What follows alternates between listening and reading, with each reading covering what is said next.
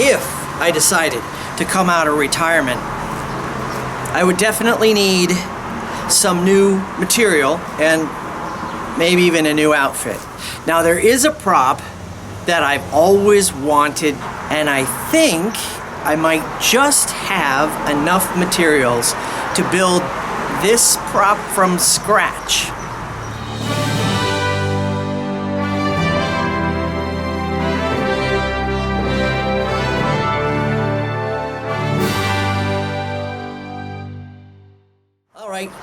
Hi adventurers, how are you doing? I'm your host Nathan Maker, and welcome back to Adventure Craft. I've been thinking about this a little bit, and I'm thinking that I might pull out the old clown act. But I definitely need an update. So for this project, we're gonna do some woodworking. Gonna get out some of the heavy electric power tools.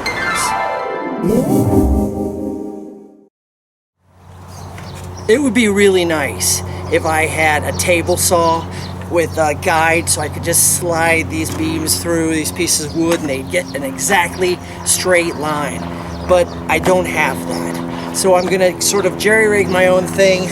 I'm just gonna clamp this piece down and try and glide my jigsaw along. It's worked pretty good in the past, so I'll show you how I do that. All right, this is a plank from another project. And I'm gonna cut these lengths. It's about 5.5 wide by about 8.25 long. So I'm gonna put this beam across here to use as a guide, and then I'll use these clamps to hold that beam in place.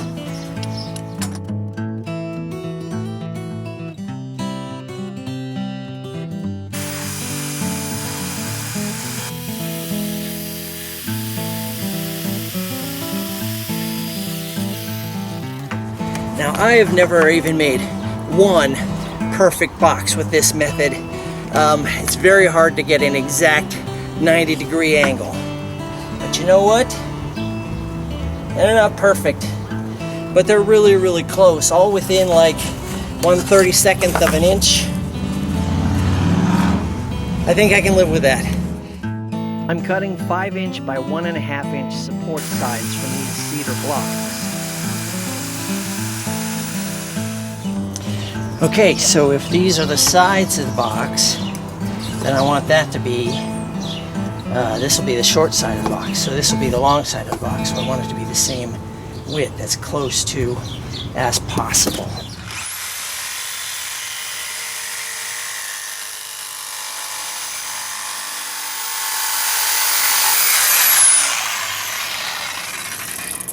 All right, so are they about the same? Oh, yes, so close. Perfect. All right, let's do 5 more of those.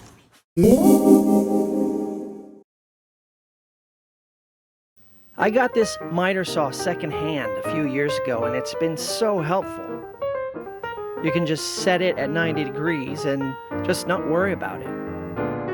The short ends of my boxes will support everything else, so I need them to be right.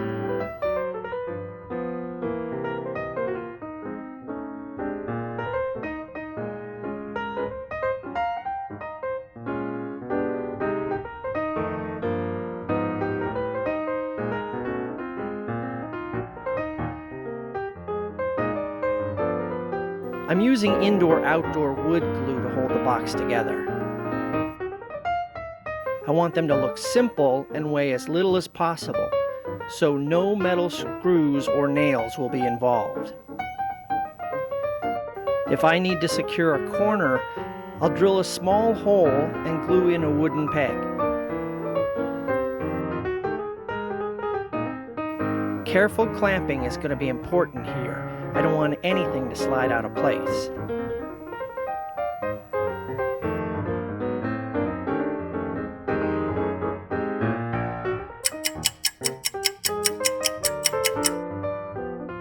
Once the glue has started to set, I move my vise clamps, replace them with spring clamps, and then get to work gluing the next side into place.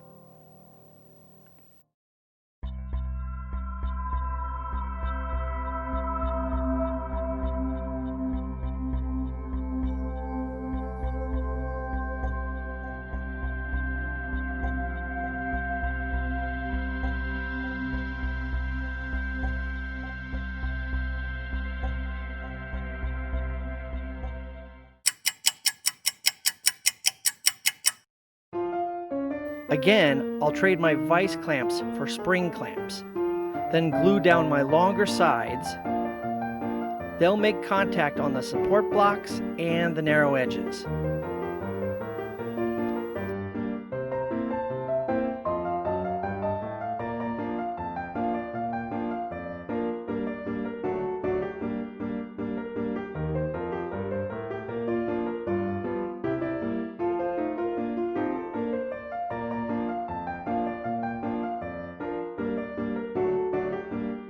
I just have one clamp large enough to hold this end down, so I'll plan to move it to the other end once the glue has started to set.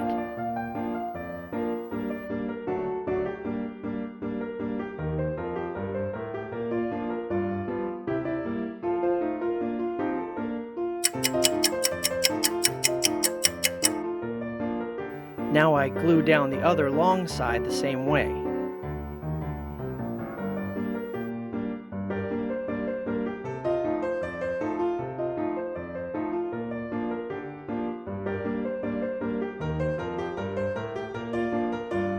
I'm always checking the corners so nothing hangs over. Keep it square.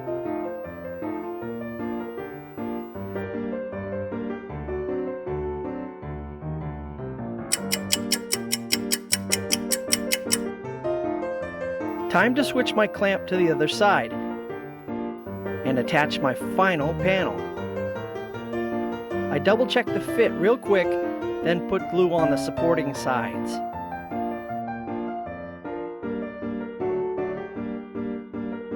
And a little on the narrow edges.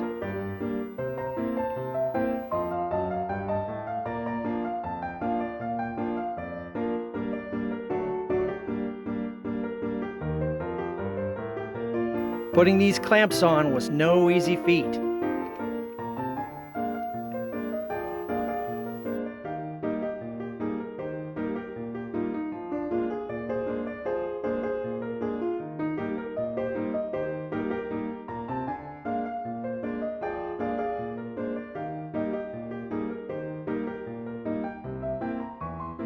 This is the part I've been waiting for. I printed these old-time labels off the internet, and I'm going to glue them onto the boxes. Of course, when I say glue, I mean spray adhesive. Once I've masked off the boxes, I'll apply adhesive to the front of the boxes and the back of the labels.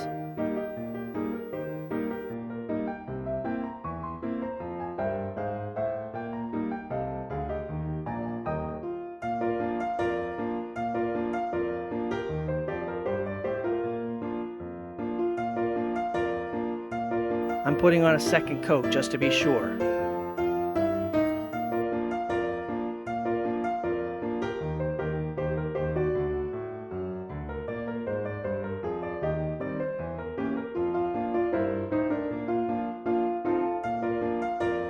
Here we go. I want to do this quickly.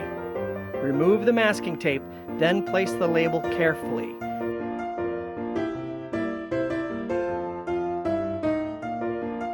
Rub it down securely, then move on to the next box.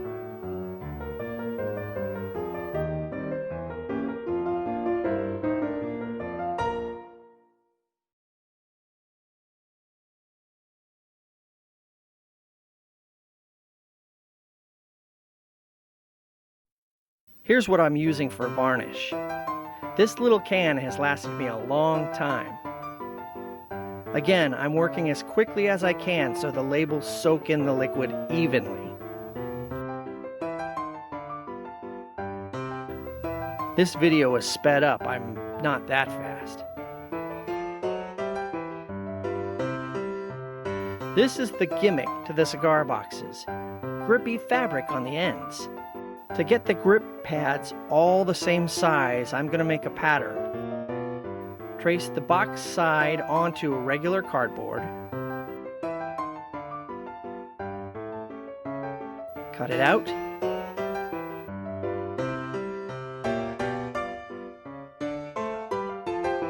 Double check the fit. Looks good. Now I trace them onto ultra suede fabric, Feels like suede, but not as thick. I just happen to have this pricey material in my box of puppet making fabrics. 1, 2, 3, 4, 5, and 6. I've got my 6 pieces here, and rather than gluing this on, I'm going to try to use double-sided duct tape. So, the duct tape I'm going to line up here on the edge. Boom, like so. Oh, that's just about perfect. I was not sure it was going to be a good width. It's like a perfect width.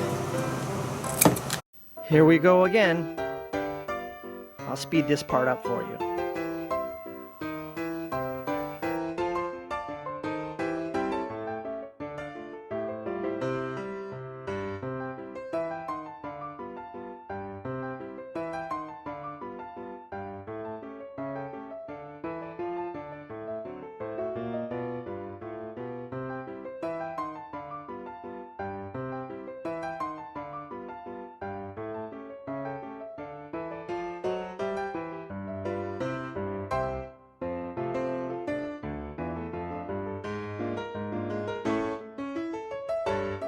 Getting the protective plastic off isn't easy.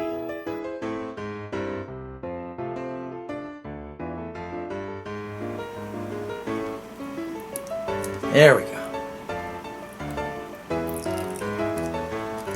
Ladies and gentlemen, double-sided duct tape. Now we take one of our ultra suede pads, place that ever so lovingly. I'm not even gonna tug on the ends because I want it to lay. Alright, that seems like it's gonna hold. So let's do another one.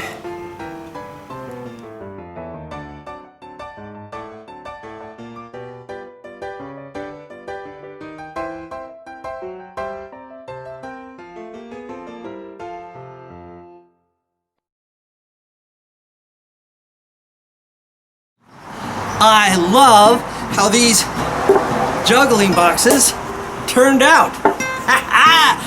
And they're actual wood. It's like historically accurate. Well, I do need a little bit of practice, but they're pretty lightweight. I think they feel really stable, and the old-fashioned artwork, that really just gives it that little thing that I've always wanted to put into my act. Alright, adventurers, thanks so much for being part of it and joining me for this particular craft. I will see you next week. Don't forget, every day, my friends, can be an adventure. Alright.